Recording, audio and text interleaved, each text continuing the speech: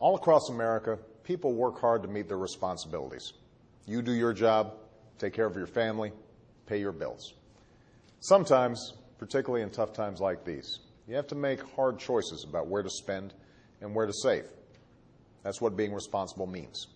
It's a bedrock value of our country. And that ought to be a value that our government lives up to as well. Yet, over the past decade, this hasn't always been the case. 10 years ago, we had a big budget surplus with projected surpluses far into the future. 10 years later, those surpluses are gone. In fact, when I first walked through the door, the government's budget deficit stood at $1.3 trillion, with the budget gap over the next decade projected to be $8 trillion. And partly the recession's to blame. With millions of people out of work and millions of families facing hardship, folks are paying less in taxes while seeking more services, like unemployment benefits. Rising health care costs are also to blame. Each year, more and more tax dollars are devoted to Medicare and Medicaid. But what also has made these large deficits possible was the end of a common sense rule called pay as you go. It's pretty simple. It says to Congress, you have to pay as you go. You can't spend a dollar unless you cut a dollar elsewhere. This is how a responsible family or business manages a budget. This is how a responsible government manages a budget as well.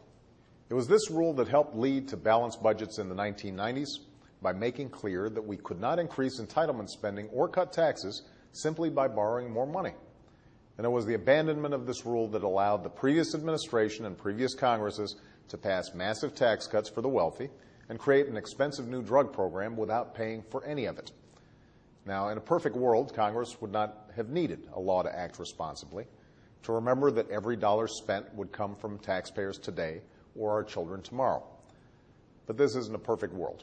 This is Washington.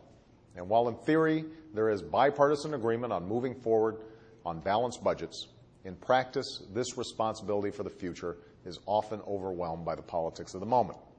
It falls prey to the pressures of special interest groups, to the pull of local concerns, and to a reality familiar to every single American, the fact that it's a lot easier to spend a dollar than save one. That's why this rule is necessary, and that's why I'm pleased that Congress fulfilled my request to restore it. Last night, I signed the pay-as-you-go rule into law. Now Congress will have to pay for what it spends, just like everybody else. But that's not all we must do.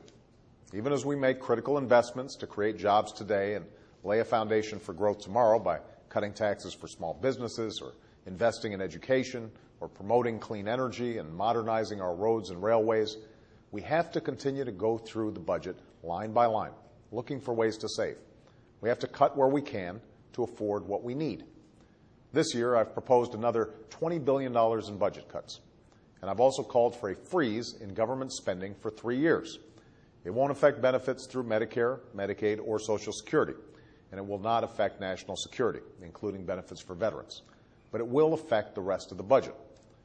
Finally, I've proposed a bipartisan fiscal commission to provide recommendations for long-term deficit reduction, because in the end, solving our fiscal challenge, so many years in the making, will take both parties coming together, putting politics aside, and making some hard choices about what we need to spend and what we don't.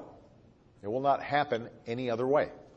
Unfortunately, this proposal, which received the support of a bipartisan majority in the Senate, was recently blocked. So I will be creating this commission by executive order. After a decade of profligacy, the American people are tired of politicians who talk the talk but don't walk the walk when it comes to fiscal responsibility. It's easy to get up in front of the cameras and rant against exploding deficits. What's hard is actually getting deficits under control. But that's what we must do. Like families across the country, we have to take responsibility for every dollar we spend.